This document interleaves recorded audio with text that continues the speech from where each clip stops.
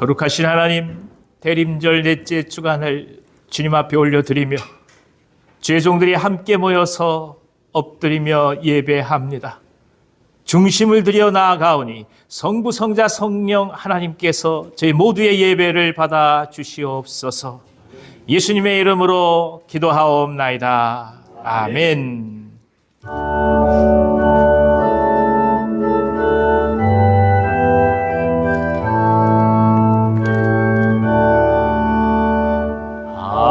하늘에 가득한 영광의 하나님, 온 땅에 충만한 존귀하신 하나님, 생명과 빛으로 지혜와 권능으로 언제나 우리를 지키시는 하나님, 성부와 성자와 성령 삼위의 하나님, 우리 예배를 받아주시옵소서.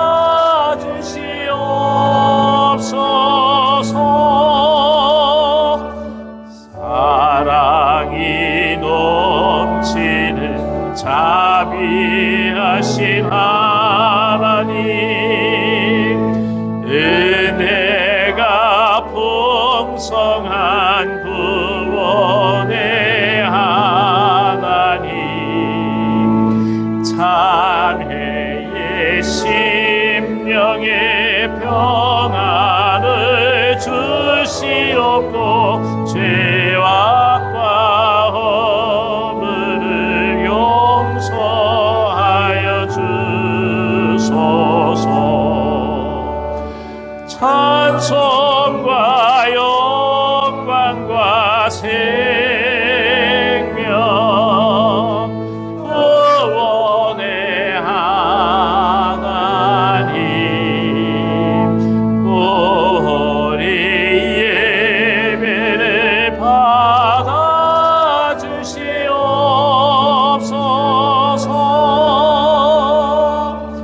연약한 심령을 굳게 세워주시고 우둔한 마음을 지혜롭게 하시고 주의 뜻 받들어 참되게 살아가며 주 말씀 따라서 용감하게 하소서. 본능과 지혜와 사랑, 은혜의 하나님, 우리 예배를 받아주시옵소서.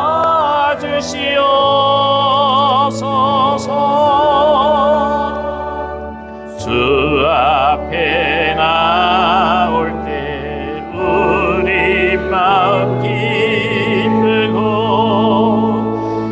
그 말씀 힘되어 새 희망이 솟는다.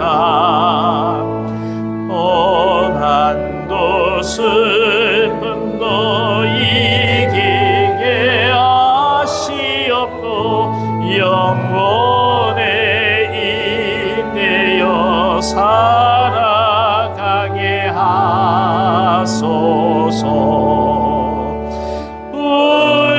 우리의 자랑과 기쁨, 생명의 하나님, 우리 예배를 받아주시옵소서.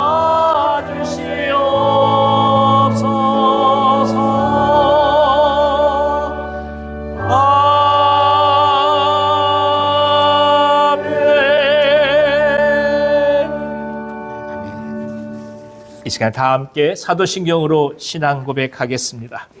나는 전능하신 아버지 하나님 천지의 창조주를 믿습니다. 나는 그의 유일하신 아들 우리 주 예수 그리스도를 믿습니다. 그는 성령으로 잉태되어 동정녀 마리아에게서 나시고 본디오 빌라도에게 고난을 받아 십자가에 못 박혀 죽으시고 장사된 지 사흘 만에 죽은 자 가운데서 다시 살아나셨으며 하늘에 오르시어 전능하신 아버지 하나님 우편에 앉아 계시다가 거기로부터 살아있는 자와 죽은 자를 심판하러 오십니다. 나는 성령을 믿으며 거룩한 공교회와 성도의 교제와 죄를 용서받는 것과 몸의 부활과 영생을 믿습니다. 아멘. 교동문 118번 구주강님 네 번째 말씀을 교독하겠습니다. 나는 시온의 의가 빛같이 예루살렘의 구원이 횃불같이 나타나도록 시온을 위하여 잠잠하지 아니하며 예루살렘을 위하여 쉬지 아니할 것인지 이방 나라들이 네 공의를 뭇 왕이 다 내 영광을 볼 것이요 여호와의 입으로 전하신 새 이름으로 일컬음이 될 것이요 너는 또 여호와의 손에 아름다운 관 네 하나님의 손에 왕관이 될 것이라. 주는 하늘을 가고 강림하시고 주 앞에서 산들이 중앙하기를 불이 섭을 사르며 불이 물을 끓임 같게 하사 주의 원수들이 주의 이름을 알게 하시며 이방 나라들로 주 앞에서 떨게 하옵소서. 주께서 강림하사 우리가 생각하지 못한 두려운 일을 행하시던 그때에 산들이 주 앞에서 진동하여 싸우니 주 외에는 자기를 앙망하는 자를 위하여 이런 일을 행한 신을 예부터 들은 자도 없고 귀로 들은 자도 없고 눈으로 본 자도 없었나이다. 아멘. 아멘. 자리에 앉으셔서 찬송가 105장 하나님께 찬송하겠습니다.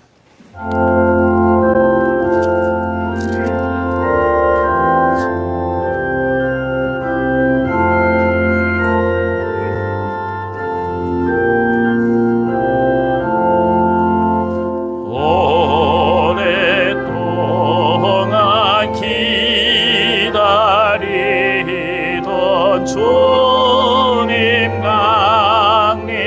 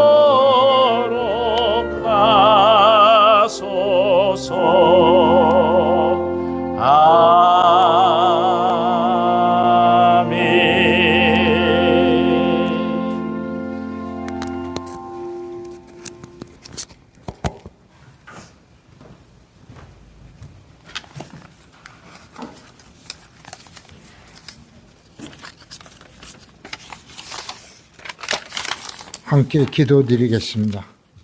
사랑이 풍성하신 하나님, 오늘도 주님의 이름으로 이전에 불러주시고 주님께 예배하며 주님의 귀한 말씀을 듣도록 축복하신 은혜에 감사와 찬송과 영광을 돌립니다.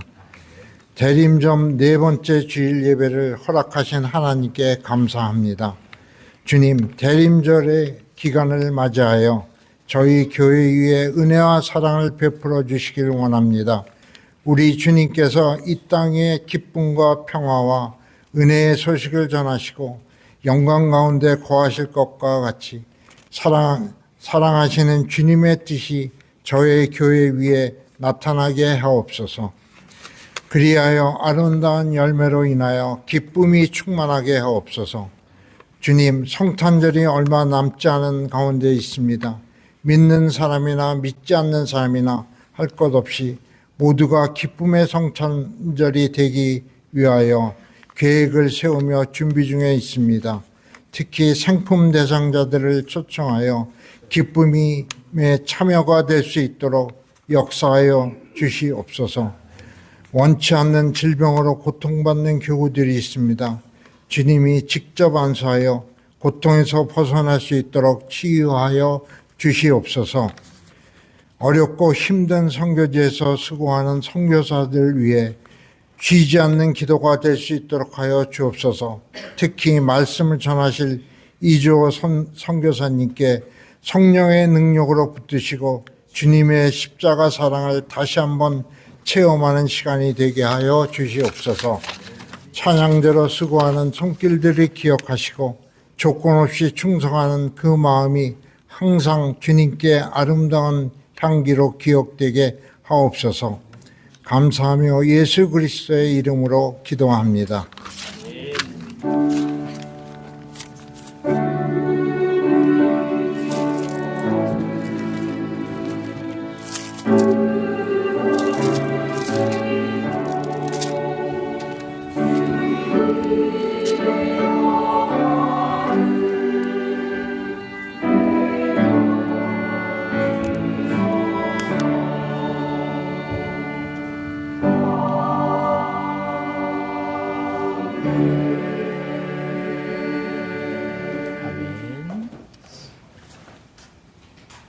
우리 옆에 계신 분들 같이 한번 축복하고 싶습니다. 당신은 하나님의 언약 안에 있는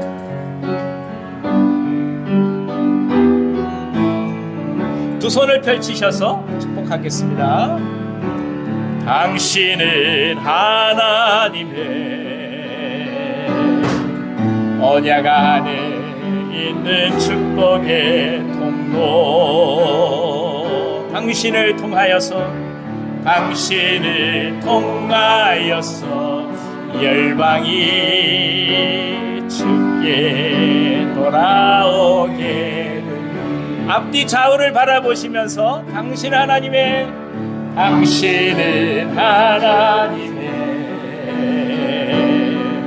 언약 안에 있는 축복의 통로, 당신을 통하여서 열방이 주께 예배하게 되리. 할렐루야. 하나님 앞에 감사의 박수를 드리겠습니다. 감사합니다. 참 반갑고 감사한 날입니다. 오늘 특별히 우리가 정말 사모하고 또 그리고 계속 기도해 드렸던 이주호 선교사님 저희 가운데 함께 해주셨습니다. 얼마나 감사한지 모릅니다. 반갑습니다. 감사합니다. 고맙습니다. 지난주하고 이번 주하고 같이 저희가 다윗학교 어린이들 그리고 또 가정들을 위해서 특별 헌금을 하고 있습니다. 여러분 함께 참여해 주셔서 소중한 성탄의 선물이 될 수 있기를 기도합니다. 자, 이제 25일이면 이제 성탄절이 바로 가까이 다가왔죠. 우리가 그동안에 생명을 품고 계속 기도해 왔습니다. 함께 축복하고 주님 앞에 찬송하는 시간을 갖도록 하겠습니다. 특별히 이번 성탄절에는 좀 자유롭고 그 다음에 편안하게 그렇게 저 복장도 하고 주님 앞에 예배했으면 좋겠습니다. 드레스 코드 색깔을 드리겠습니다. 빨강색. 한번 해볼까요? 빨강색. 예. 초록색. 흰색. 예. 그 중에 아무거나 예쁘게 입고 오셔서 편안한 차림으로 오셔서 왜냐하면 그날 처음 오시는 분도 계시기 때문에 함께 어우러지고 축복하고 그다음에 서로 간절한 마음으로 또 사랑을 나누는 귀한 시간 됐으면 좋겠습니다. 이를 위해서 여러분 계속해서 기도해 주시기를 바랍니다. 자, 오늘 저에게 주시는 하나님의 말씀은 신약성경 누가복음 7장 11절부터 16절까지의 말씀입니다. 누가복음 7장 11절부터 16절까지의 말씀입니다. 제가 가지고 있는 성경으로는 신약성경 100면에 있습니다. 누가복음 7장 11절부터 16절까지의 말씀을 봉독해 드리겠습니다. 그 후에 예수께서 나인이란 성으로 가실새 제자와 많은 무리가 동행하더니 성문에 가까이 이르실 때에 사람들이 한 죽은 자를 메고 나오니 이는 한 어머니의 독자요 그의 어머니는 과부라. 그 성에 많은 사람도 그와 함께 나오거늘 주께서 과부를 보시고 불쌍히 여기사 울지 말라 하시고 가까이 가서 그 관에 손을 대시니 맨 자들이 서는지라. 예수께서 이르시되 청년아 내가 네게 말하노니 일어나라 하시매 죽었던 자가 일어나 앉고 말도 하거늘 예수께서 그를 어머니에게 주시니 모든 사람이 두려워하며 하나님께 영광을 돌려 이르되 큰 선지자가 우리 가운데 일어나셨다 하고 또 하나님께서 자기 백성을 돌보셨다 하더라. 아멘.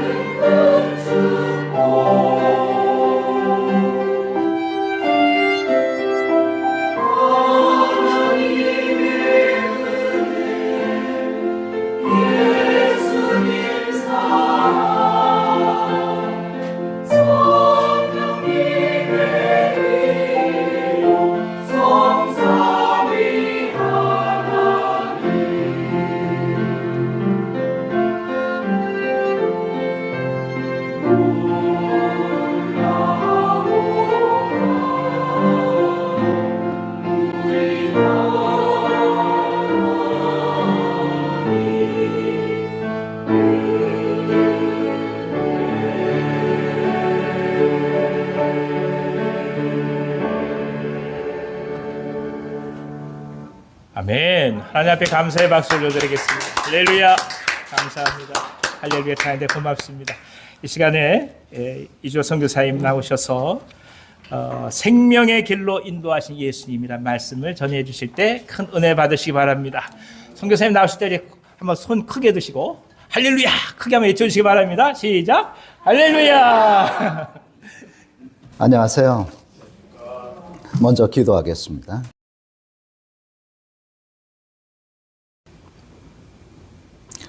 사랑하는 아버지시여, 주님의 말씀을 도저히 증거할 수도 없는 이 죄인이 무겁고 떨리는 마음으로 이 단위에 섰습니다. 내 말이 아니라 하나님께서 오늘 하시고자 하는 말씀을 저를 통해서 말씀하여 주시옵소서. 예수님의 이름으로 기도드렸습니다. 아멘. 저는 그렇게 유명한 선교사도 아니고요. 크게 선교 사역하는 사람도 아닙니다. 그냥 제가 처음 저희 집안 내력을 이야기하는 것 같습니다. 저희 집안은요, 천주교 집안입니다. 우리나라에 천주교가 처음 들어왔을 때 믿었던 집안 중에 한 집안입니다. 그러다가 대원군 박해가 되었을 때 모든 집안 사람들이 다 돌아가셨어요. 잡혀갖고 능지처참 당하셨어요. 여러분들은 잘 모르시지만 절도살인하는 곳이 있습니다. 천주교 신자들, 서울에서 하나님을 믿는 천주교 신자들을 잡아서 처형한 곳이 절두산입니다. 그곳에서 목을 잘라갖고 시체를 다 낭떠러지에다 떨어뜨린 곳이 바로 절두산입니다. 우리 집안 사람들이 다 잡혀갖고 다 절두산에서 다 돌아가셨어요. 우리 할아버지만 유일하게 살아남으셨어요. 그래서 살아남기 위해서 아산으로 도망을 쳤습니다. 아산은요, 천주교의 성지입니다. 거기 가면 박해 때 많은 성지 박물관도 있고요, 교회도 있어요. 왜 아산으로 도망갔는지 아십니까? 거기에 청나라로 도망가는 밀항선이 있습니다. 우리 할아버지가 그 밀항선을 타야 되는데 밀항선 자리가 너무나도 많아서 타지를 못하셨어요. 그래서 아산에 있는 산골짜기로 숨어 들어가 버렸어요. 거기서 천민이 되었습니다. 그때 우리 집안 사람들이요, 할아버지를 엄청나게 원망을 했어요. 왜 그러냐면 눈 감고 딱 한 번만 하나님 모른다고 딱 한 번만 했으면은요, 우리 집안이 살아남았어요. 나 예수님 안 믿어요. 나 하나님 안 믿어요. 성경책 불태우고 잠깐만 하나님 제 마음 아시죠? 우리 집안이 먼저입니다. 이것만 딱 했어도요, 우리 집안 살아남았어요. 근데 신앙을 지키겠다고요, 모든 집안 사람들이 다 돌아가시고 우리 할아버지만 살아남으셨어요. 그리고 시골 농부가 되어서 살아가는 거예요. 한순간에 완전히 집안이 완전히 멸문취하를 당하신 거예요. 그러니까 우리 후손들은요, 응어리가 있어요. 그렇게까지 하지 않아도 되는데 왜 그렇게까지 하셔갖고 우리 집안이 이렇게 몰락했습니까? 하는 이 응어리가 있어요. 저도 또한 그것을 가지고 있기 때문에 어디 가서 우리가 천주교 순교자 집안입니다라는 얘기를 하지 않았어요. 왜? 내가 우리 할아버지만큼 신앙을 지킬 수 있는 마음도 없고 또 우리 집안을 왜 하나님이 그렇게 멸문지화를 시켰는지 이해가 되지도 않고 납득이 되지도 않았어요.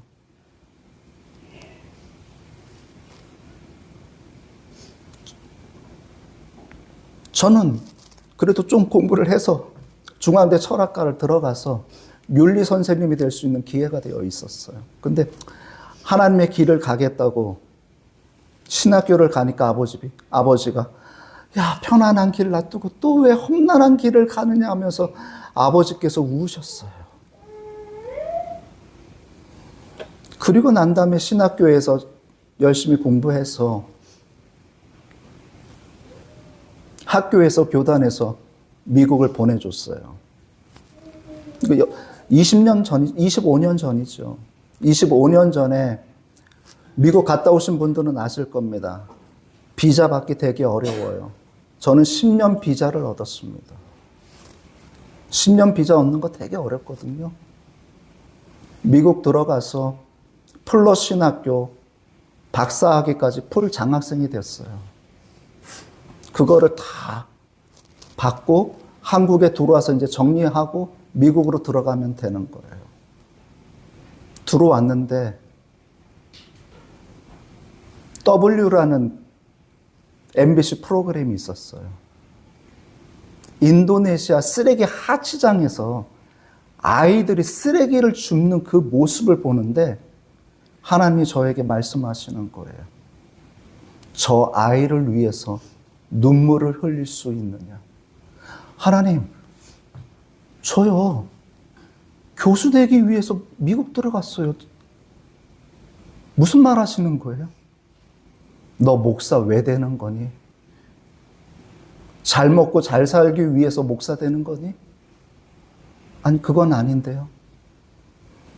너가 섬겨야 될 아이가 바로 저 아이다.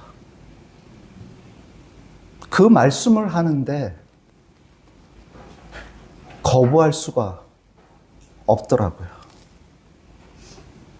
그래서 파송교회, 후원교회 하나도 없이 그냥 인도네시아로 떠나버렸어요. 거기서부터 가난이 시작이 되는 거예요. 가난이 적응이 되고 가난이 습관이 되었어요. 전혀 내가 원하지 않는 삶을 하나님이 몰고 가시는 거예요. 하나님, 우리 할아버지도 그러더니 왜 저까지 이럽니까? 정말 이해가 되지 않았어요. 인도네시아에서 자리가 잡히는데 또 캄보디아로 가라는 거예요. 하나님, 왜 제가 또 캄보디아로 가야 됩니까? 네가 한 영혼을 위해서 정말로 울어본 적이 있느냐? 나는 한 영혼을 위해서 우는 사람이 필요하다. 그러니 캄보디아로 가라. 하나님, 정말 이해가 안 됩니다. 정말 이해가 안 됩니다. 울면서 캄보디아로 갔어요. 캄보디아에 갔는데 저희가 있는 집이요, 아는 장로님이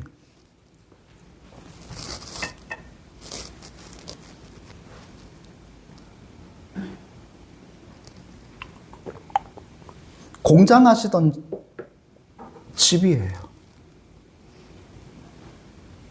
그 공장에 들어가서 갈 데가 없으니까 거기에 머물렀어요.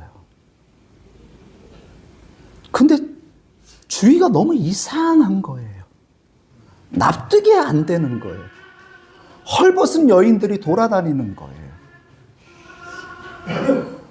그 헐벗은 여인이 누구냐면요, 저희 동네가 4.3km가 뮬라가예요. 몸 파는 동네예요. 저는 그게 뭔지도 몰랐어요. 장로님 공장이라니까 너가 좀 여기 와서 좀 살아라 해서 들어간 곳이 뮬라가였어요.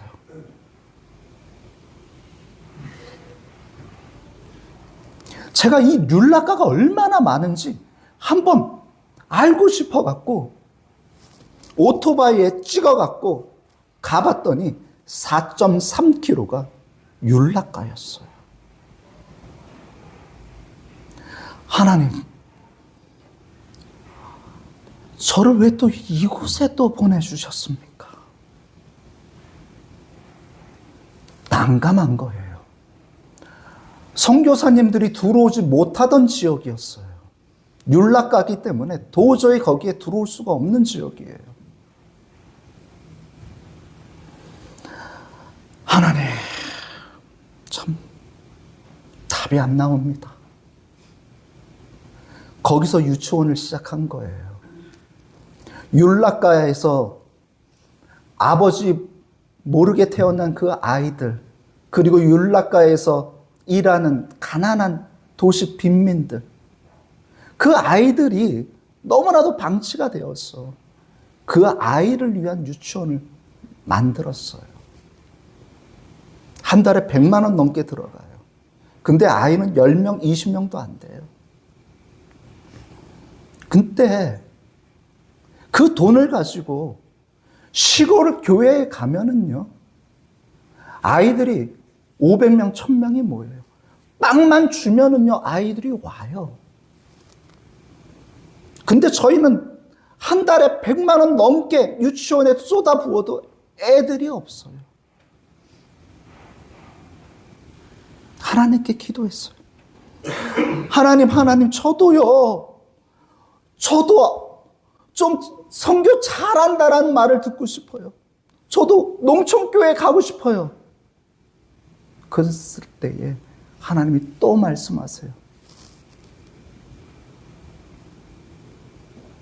정말로 네가 필요한 곳에 있으라.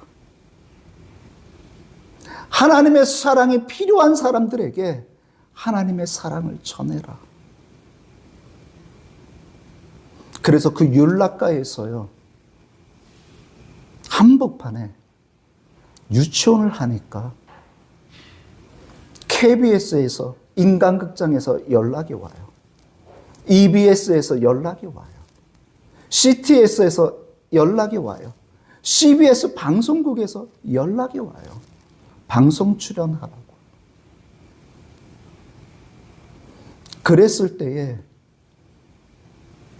방송국에 전화를 했어요. 연락이 왔으니까. 저희 유치원에 다니는 아이들 중에 가난한 아이들도 있지만 부자 아이들도 있습니다.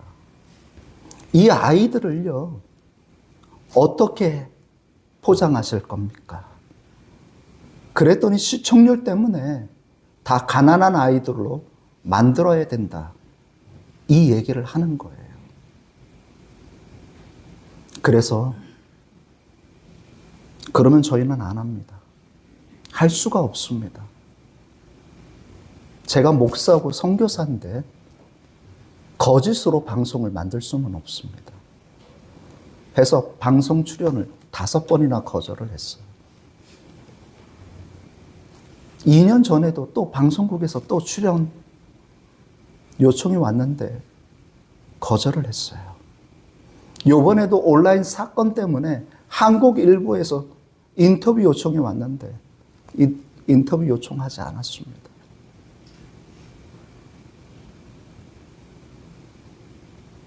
아까도 말씀을 드렸듯이 가난이 적응이 되니까 가난이 습관이 되는 거예요. 근데 제가 하나님께 약속한 것이 있어요. 그게 뭐냐면은요, 하나님, 한국 교회에 가서 앵벌이 하지 않게 해주세요. 아버지, 우리 할아버지 신앙 지키기 위해서 멸문치하 당한 우리 집안입니다. 근데 내가 한국 교회 가서 앵벌이 하면은요, 우리 할아버지 그리고 나 미칠 겁니다. 하나님, 선교지에서 기도하게 해주세요. 채워주세요. 조지 물러처럼 채워지게 해주세요. 이렇게 선교주에서 20년을 발버둥 쳤습니다.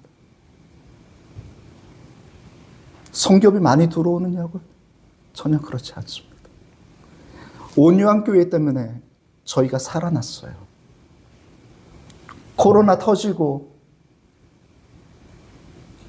난 다음에 한국 교회가 어려우시니까 후원비를 다 끊어버렸어요. 파송교회도 없어져 버렸어요. 한 달에 60만 원만 들어와요. 많이 들어오면 70만 원. 6개월을 그렇게 보냈어요. 그 돈은요, 유치원 건물 임대비를 내면은요, 끝이 나요. 살 수가 없는 거예요. 하나님, 정말 너무합니다. 정말 너무합니다.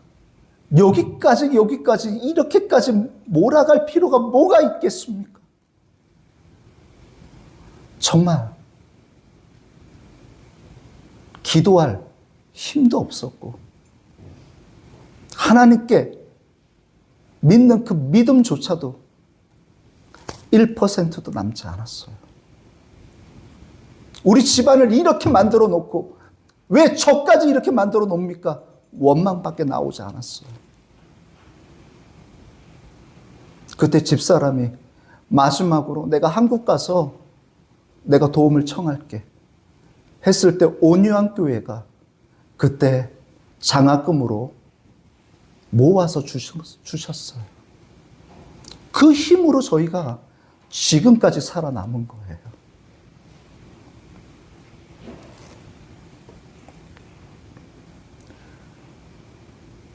제가 한국 교회에 오지도 않고 가지도 않습니다. 20년인데요. 4번 한국 왔습니다. 작년에 어머니, 올해 아버지 천국 가는 거 그거 2번 빼면은요. 한 번 머리에 종양 생겼다고 진찰 받으라고 온 거. 그리고 인도네시아에서 캄보디아로 선교주 옮기니까 그거 허락받기 위해서 이렇게 4번밖에 오지 않았습니다. 20년이란 세월을요, 아버지, 어머니 얼굴 보지를 못했어요. 작년에 어머님이 주무시다가 돌아가시니까 너무나도 충격이 너무나도 컸어요. 그래서 작년에 청빙에 왔어요. 한국교회. 내 마지막 아버지만큼은 내가 좀 곁에 지켜야 되겠다. 20년 동안 내가 보지를 못했는데 내 아버지 얼굴이라도 좀 보겠다 해서 청빙에 승낙을 했어요.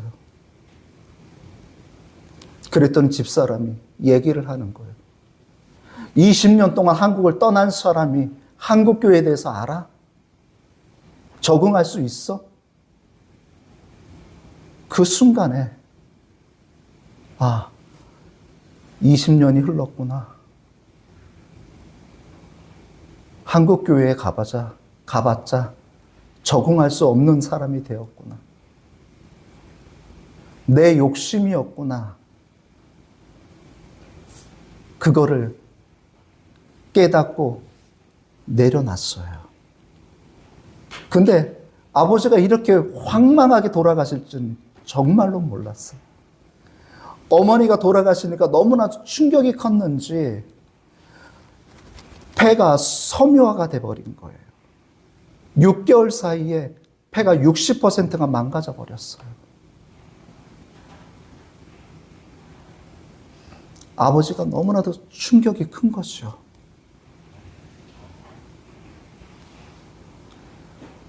아버지가 숨이 벅차니까 도라지를 끓이신다고 6리터에 홍삼 끓이는 거기에다가 끓이시다가 호흡이 가빠갖고 쓰러지신 거예요. 그러니까 그 6리터 그 뜨거운 물을 온 몸에 그냥 담그신 거예요. 몇십 분 동안. 그러니까 온 몸이 다 화상을 입으신 거예요. 그래서 화상병원에 간 거죠. 그거를 형이 저한테 연락을 한 거예요. 위험하시대. 할 말이 없는 거예요. 어머니도 그렇게 돌아가시게 하더니 또 아버지도 또 기도하다가 잠이 들었어요. 근데 꿈에 어머님이 나타나셨어요. 아버지, 이 땅에 있으면 너무나도 힘이 들어. 너네들이 케어할 수 없어. 내가 천국으로 데리고 가서 기다리고 있을게. 천국에서 보자. 깼어요. 깨는 순간에 형한테 전화가 왔어요. 아버지, 오늘 밤 넘기기 힘들대. 그래서 그날 밤에 급하게 비행기를 구해서 한국에 들어왔어요. 근데 안 돌아가시는 거예요, 아버지가. 그래서 그 다음날 우리 집사람이 와서 면회하고, 그 다음날 우리 아들이 가서 면회하고, 20년 만에 처음으로 우리 가족, 새 가족이 처음으로 만나는 날이었어요. 선교지에 있다 보니까 우리 새 가족인데 20년 동안 한 번도 한국에 온 적이 없어요. 새 식구가 한 번도 온 적이 없는데 아버지 때문에 새 식구가 모인 거예요. 그 다음날 형이 아버지 충격을 너무나도 많이 받아서 윗몸이 주저앉았어요. 그래서 아버지 면회를 못했어요. 그 다음날 형이 아버지한테 가서 면회를 했어요. 그리고 아버지가 돌아가셨어요. 아버지가 기다리시는 거였어요. 우리 식구 다 오기까지. 우리 식구 다 중환자실에서 한 명씩 와서 보기를 기다리시다가 우리 형이 마지막으로 이제 중환자실 들어가니까 그제서야 손을 놓고 하늘나라에 올라가신 거예요. 저는 캄보디아에서 큰일 하지도 않습니다. 그냥 자그마한 유치원 하나 하고 있어요. 그리고 자그마한 다문화 교회 하고 있어요.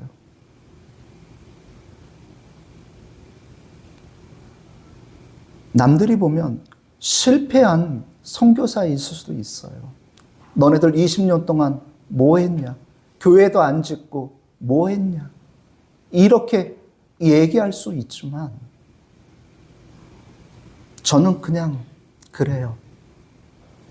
우리 할아버지 믿음에 먹칠하는 후손 되지 말자. 그냥 하나님이 주시는 것에 만족하면서 살아가자. 이렇게 사는 선교사입니다. 제가 한국에 왔을 때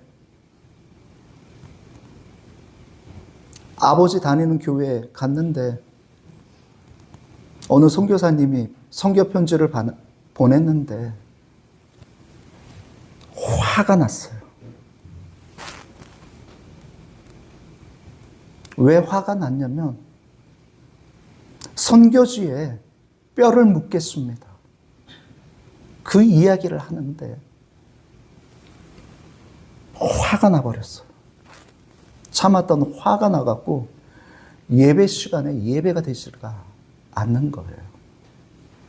죄송해요. 지금은 선교사를 조심해야 될 시기가 됐습니다.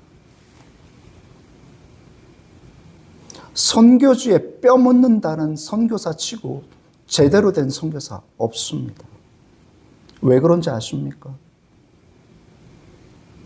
한국에 들어오는 것보다 선교지에 있는 게 편하기 때문에 그런 소리 하는 겁니다. 선교지에 모든 터전과 모든 생활 그게 있으니까 한국 들어오기 싫은 겁니다. 근데 그것을 그렇게 포장하는 겁니다. 저희같이 그냥 하나님의 은혜를 국률로 생각하며 살아가는 선교사들이 가장 원하는 게 뭔지 아십니까? 노인연금 50만 원 언제 되나? 노인연금 50만 원이 되면 부부가 100만 원 받아요. 그러면 한국에 가서 좀 편안하게 살자 그 생각하고 있어요. 저희도 마찬가지예요. 노인연금 50만 원 되면 우리 선교지에서 힘들었으니까 한국 가서 좀 편안하게 살자. 집사람과 저와 그 얘기해요. 지금 기도하는 게 뭔지 아십니까? 하나님, 내년에도요, 선교지에 남을 수 있게 해주세요.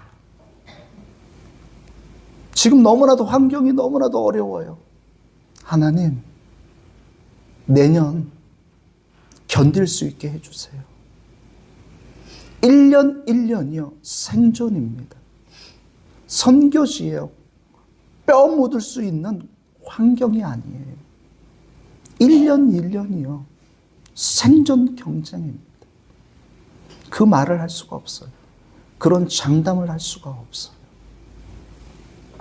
죄송합니다. 제 얘기를 너무 많이 해서 하나님 말씀 보겠습니다. 10분만 할게요. 더 연장하겠습니다. 누가복음 7장을 보면은요, 두 가지 상황이 나옵니다. 가버나움에 백부장이라는 사람이 등장을 합니다. 근데 그 사람이요, 예수님께 직접 오지를 않습니다. 다른 사람을 통해서 예수님께 옵니다. 고쳐달라고 이야기를 합니다. 자, 그러면요, 이것이 절차에 맞습니까? 틀립니까? 쉽게 얘기해서요, 내가 청와대에 초청을 받았는데 내가 직접 가지 않고 내 부하 직원을 보낸다고 하면은요, 대통령이 좋아할까요? 싫어하겠죠. 이거는 절차와 방법이 완전히 다른 겁니다. 하나님께 직접 와야 되는데 직접 와야 될 사람이 안 오고 다른 사람을 불러서 요청을 하고 있습니다. 그럼 여러분들은 어떻게 할 겁니까? 뭐야? 내가 그것밖에 안 돼? 하면서 그 요청을 거절해도요, 할 말이 없는 상황인 것입니다. 근데 예수님은 고쳐줬습니까? 안 고쳐줬습니까? 고쳐주었죠. 왜 그럴까요? 하나님을 찾는 사람에게는요, 방법과 절차를 하나님이 따지지 않는다라는 겁니다. 내가 기도를 엉터리로 해도 말이 안 되는 기도 방법을 택해도 하나님을 찾는 사람이라면 하나님이 그 기도를 들어주신다라는 겁니다. 하나님을 찾는 사람은 하나님이 그 사람에게 하나님의 복을 주신다라는 겁니다. 가버나움에서 그 사건이 일어나고 난 다음에 예수님이 가버나움에서 나인성으로 가십니다. 우리는 지리적 개념이 없기 때문에요, 헷갈릴 수 있어요. 가버나움에서 나인성으로 갔구나. 근데요, 가버나움에서 나인성까지 거리가 40km입니다. 하루 온종일 걸어야 나인성에 도착할 수 있습니다.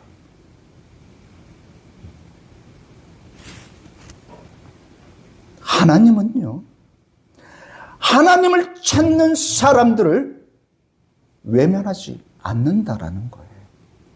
그리고 하나님은요, 하나님의 사랑이 정말로 절실하게 필요한 사람을 찾으러 가신다라는 겁니다. 이렇게 두 가지의 길이 있는 거예요. 하나님을 찾는 사람을 하나님은 얼마든지 환영하신다라는 겁니다. 근데 너무나도 절망 중에 있어서 하나님을 찾을 겨를이 없는 사람을 하나님이 찾으러 간다라는 겁니다. 40km를 지금 걸으면서 예수님이 가는 겁니다. 나인성은요, 그 나인이라는 뜻은요, 기쁨입니다. 기쁨. 근데 나인성에는요, 기쁨이 없어요. 왜 없는지 아십니까? 나인성은요, 곡창지대입니다. 이 갈릴리 지역을 여러분들이 잘 모르기 때문에 가난한 동네 이렇게 얘기하는데요. 그렇지 않습니다. 갈릴리 지역은요, 곡창지대이기 때문에 부자 동네입니다. 가난하게 살 수가 없는 동네입니다. 요세푸스의 글을 보면은요, 갈릴리 지역은요, 에덴 동산과 같다라고 표현할 정도로요, 갈릴리 지역은요, 아주 좋은 지역입니다. 근데 이 좋은 지역이 기쁨이 없어진 동네가 되고 말았습니다. 그 이유가 뭔지 아십니까? 좋잖아요. 기름지잖아요. 그러면 부자들이 가만히 놔두겠습니까? 예루살렘에 있는 종교 지도자들이 그리고 부자들이 갈릴리에 있는 땅들을 다 차지하고 말았습니다. 갈릴리에 있는 사람들은요, 다 소작농으로 전락하고 말았습니다. 1년에 딱 빠지게 농사를 지으면요, 70에서 80%를 뜯어갑니다. 심지어 더 많은 악질 지주를 만나면요, 80에서 90%를 뜯어갑니다. 10에서 20%로 1년을 먹고 살아야 돼요. 기쁨이 없어진 지역이 되고 말았습니다. 나인성은요, 예수님의 고향 나사렛에서요, 5km 떨어진 지역입니다. 그 나사렛은요, 높은 지대이기 때문에 농사를 지을 수가 없어요. 올리브 농사 아니면 목축을 합니다.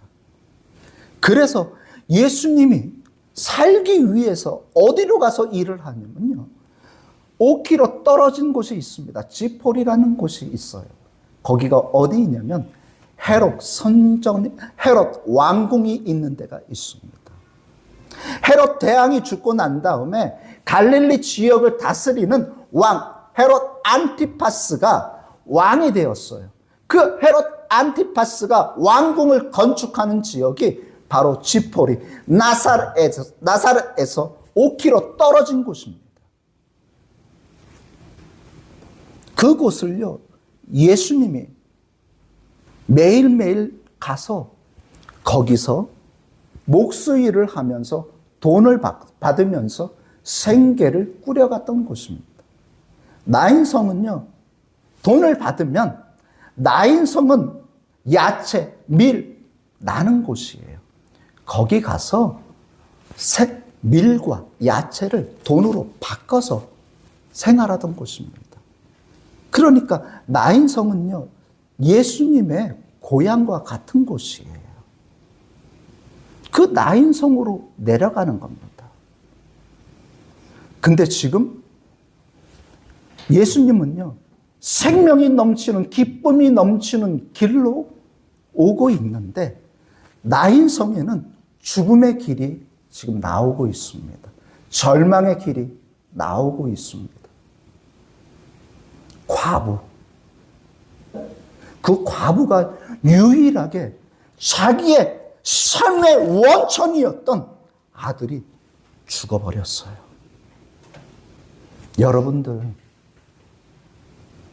하나님 빼고요, 여러분들이 삶의 원천으로 삼는 게 무엇이 있겠습니까? 대부분 아파트, 주식, 대기업, 직장일 겁니다. 근데 하루아침에 내가 집이 없어졌다고 생각을 해보십시오. 하루아침에 내가 직장을 잃어버렸다고 생각을 해보십시오. 어떻게 살아남을 수 있겠습니까? 절망밖에 없는 것입니다. 이 과부의 유일한 소망이었던 아들이요, 죽어버리고 말았어요.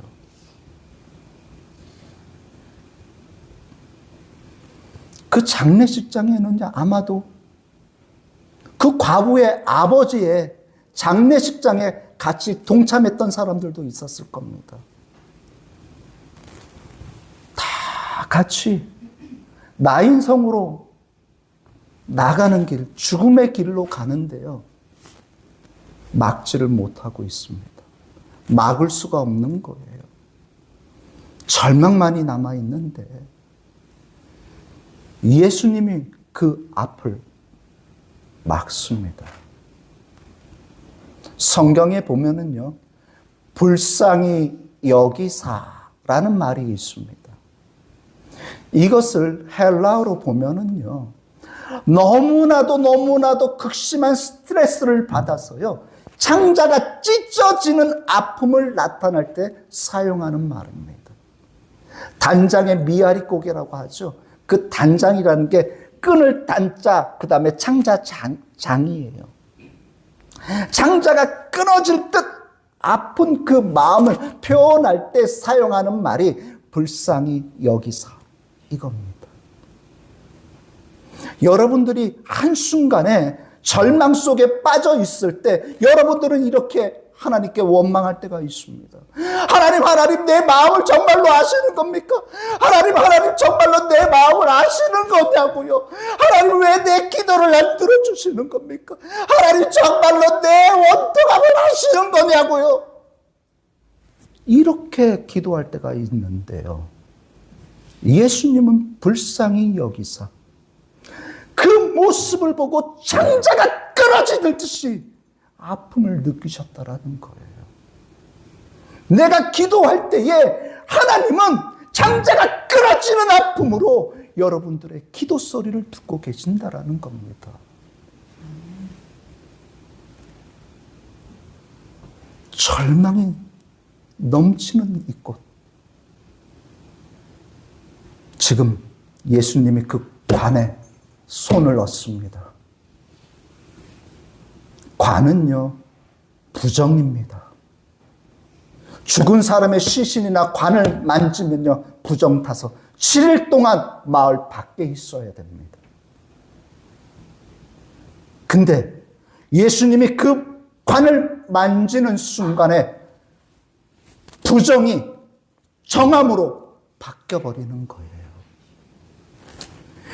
하나님이 나의 삶에 개입하는 그 순간에 절망밖에 남지 않았던 나의 삶 속에 희망이 넘쳐 흐르는 겁니다. 관을 만지면서 이야기해요. 청년아, 일어나라! 내가 하나님께 기도하면은요, 절망밖에 없던 내 삶에 하나님이 들어오시는 겁니다. 그리고 말씀하시는 거예요. 울지 마라. 울지 마라. 예수님이 그 과부에게 얘기하신 말씀이 그거예요. 울지 마라. 여러분들 기도하다가 울지 마세요. 울지 마세요. 저도 기도할 때 울어요. 근데요, 하나님은요, 내가 왜 우는지 알고 있어요. 그래서 얘기해요. 울지 마라. 울지 마라. 네가 우는 그 환경, 그 아픔, 내가 다 알고 있어. 이제는 절망의 그 길을, 좌절의 그 길을 네가 막을 수는 없지만 내가 막아줄게. 내가 막아줄게. 하면서 가는 그 길을 막아 세우는 겁니다. 그리고 이야기하는 겁니다. 일어나라! 하나님이 말씀 하나만 하시면 이 절망적인 상황 속이 희망으로 넘치는 겁니다.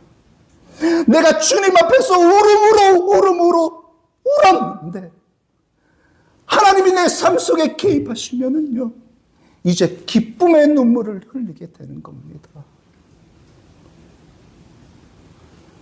하나님밖에 없어요. 내년에 경제 지표를 보면은요, 암담해요. 환율 올라가죠. 인플레이션 되죠. 모든 게 지금 너무나도 혼란스러워져요.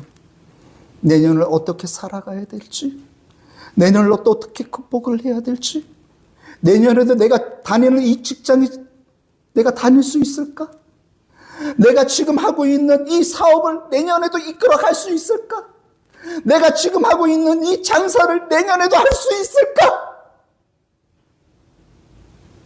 하나님께 맡기세요. 내 힘으로 할 수 있는 게 아무것도 없어. 하나님께 맡기세요. 아까 말씀을 드렸죠? 하나님께 다가오는 사람은 어떤 방법도 절차도 묻지도 따지지도 않고 하나님이 들어주신다라는 거.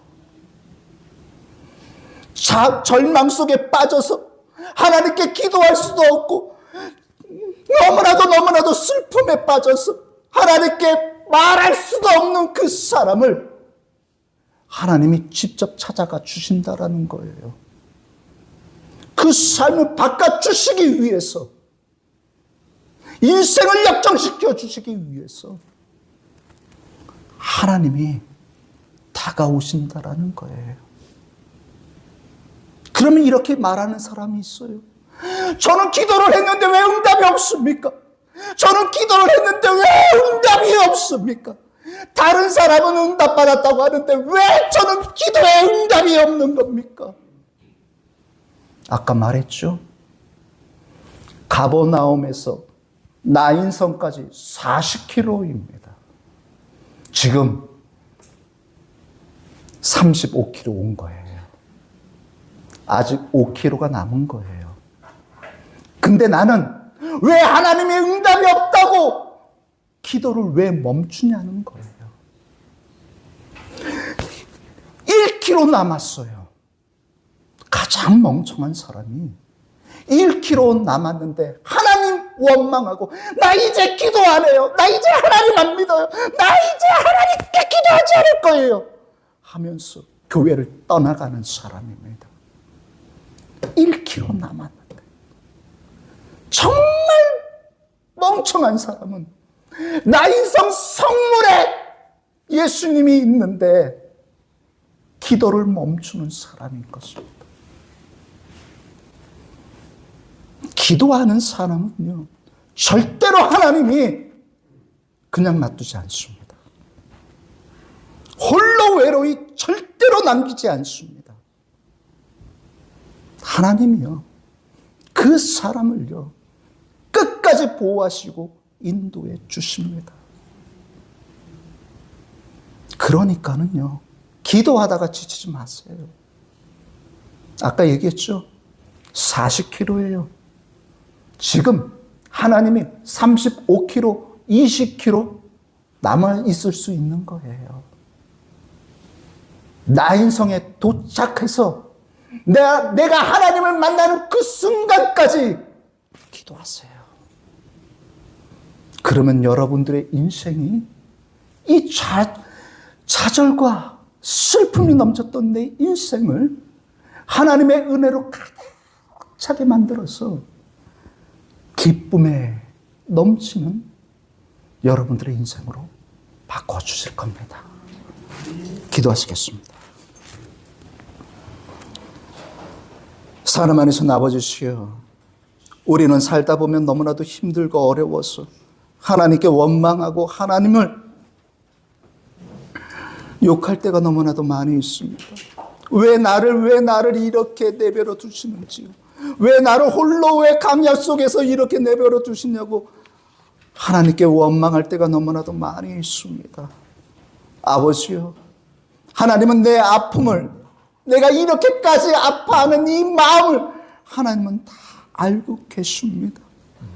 아버지, 기도 응답이 될 때까지 끝까지 기도할 수 있는 사람으로 만들어 주시옵소서. 아버지, 나는 힘이 연약합니다. 기도할 수 있는 힘이 없습니다. 기다릴 수 있는 아버지 여러 가지도 없습니다. 하지만 하나님을 소망할 수 있는 아버지 그 믿음을 주시옵소서. 하나님을 믿고 의지하며 끝까지 기도할 수 있는 사람으로 만들어 주시옵소서. 아버지, 내 삶을 기도에 응답이 없는 삶이 아니라 하나님께 기도해서 하나님의 응답을 받으며 살아가는 인생이 될 수 있도록 아버지요 인도하여 주시옵소서. 예수님의 이름으로 기도드렸습니다. 아멘. 우리 이조성 교사님께 다시 한번 감사의 박수를 드리겠습니다. 감사합니다. 고맙습니다. 아마 선교사님들 통해서 선교지가 어떤 것인지 여러분들 조금이나마 우리가 이해하시게 된 것이 얼마나 감사한지 모릅니다. 우리가 어렵고 힘이 들 때 교회는 언제나 제일 먼저 선교지에 대한 지원을 줄일 때가 있지요. 근데 사실은 저희들하고 선교지는 상황이 다릅니다. 이곳에서는 부모, 친지, 가까운 사람이 있어서 얼마라도 도움을 받거나 꿀 수가 있어요. 선교지는 그럴 수 있는 상황이 아니에요. 더더욱 그래서 선교지를 품고 기도하면서 하나님의 은혜를 간절히 구합니다. 우리 온유한 교회를 사랑해 주셔서 이조 선교사님 이렇게 보내주신 것도 얼마나 감사한지요. 사실은 우리 교우 중에 한 분이 저한테 직접 물어보신 거예요. 이조 선교사님 어떻게 지내시는지. 자, 그 말씀을 듣고 연락을 드렸어요. 한국에 들어와 계셨다고 말씀하시고 그것이 또 인연이 돼서 오늘 여기까지 오셔서 말씀을 전해주셨습니다. 하나님 저희 가운데 베푸신 크신 은혜를 다시 한번 감사하고 찬송합니다. 고맙습니다. 이 시간에 다 같이 찬송가 309장 찬송하시겠습니다. 마지막 절은 일어서 찬송합니다.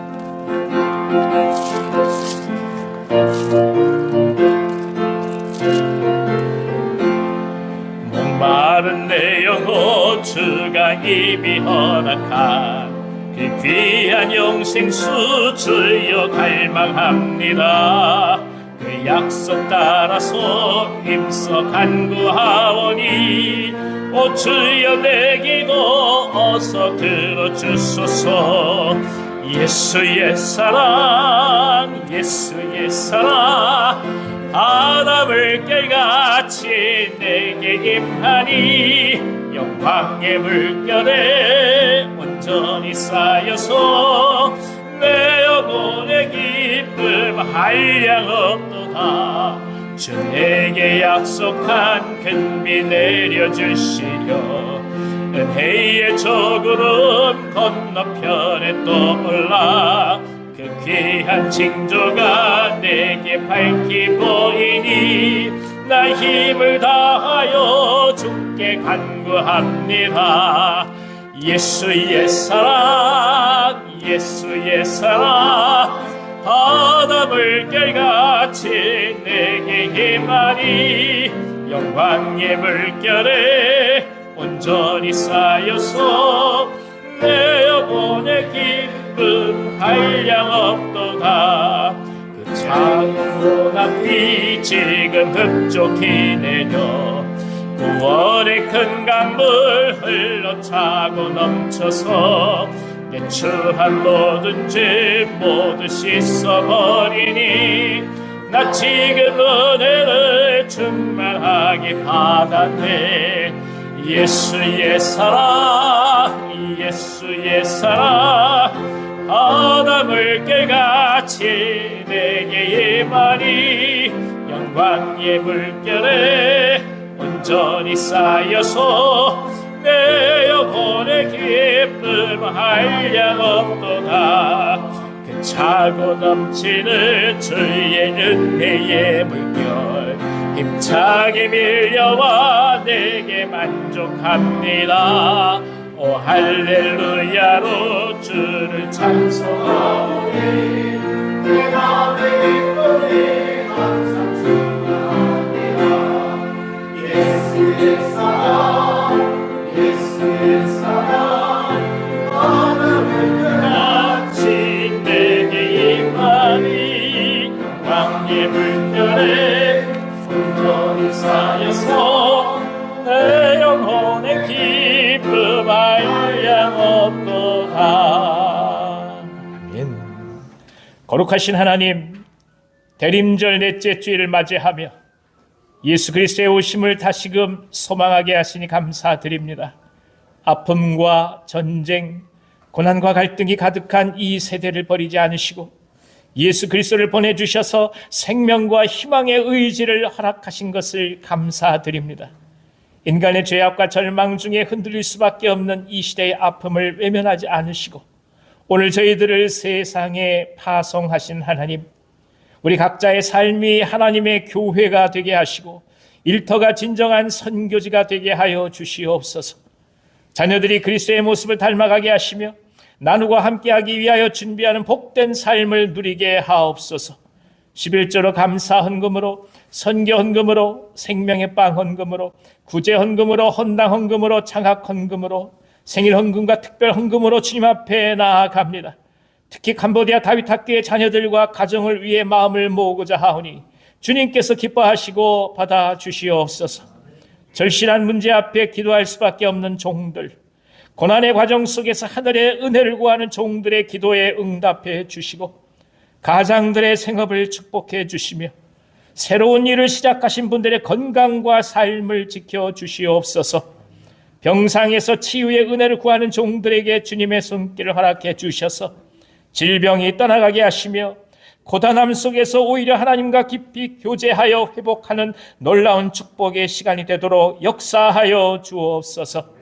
오랜 시간 동안 수술 이후에 고통을 겪고 있는 종들에게 함께하여 주시고 통증이 사라지게 하여 주시옵소서. 영상으로 예배하는 종들에게 함께하시며 주 앞에 예물을 드리고자 하지만 여건이 허락지 않아 드릴 수 없는 분들을 위로하여 주셔서 저희 모두와 동일한 은혜로 채워 주시옵소서. 예수님의 이름으로 축복하고 기도하옵나이다. 아멘.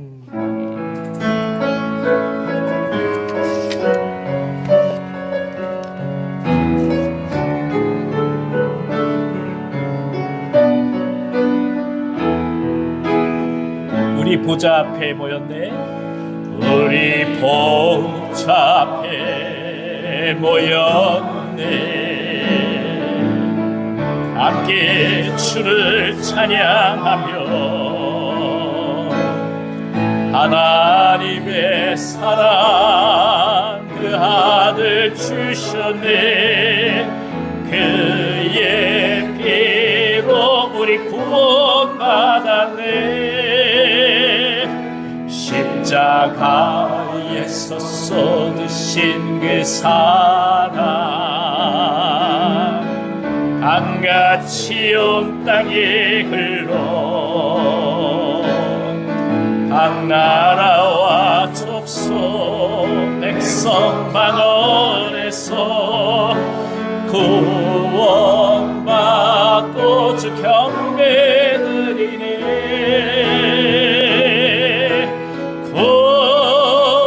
구원하심이 보좌에 앉으신 우리 하나님과 어린 양께 있도다. 구원하심이 보좌에 앉으신 우리 하나님과 어린 양께 있도다.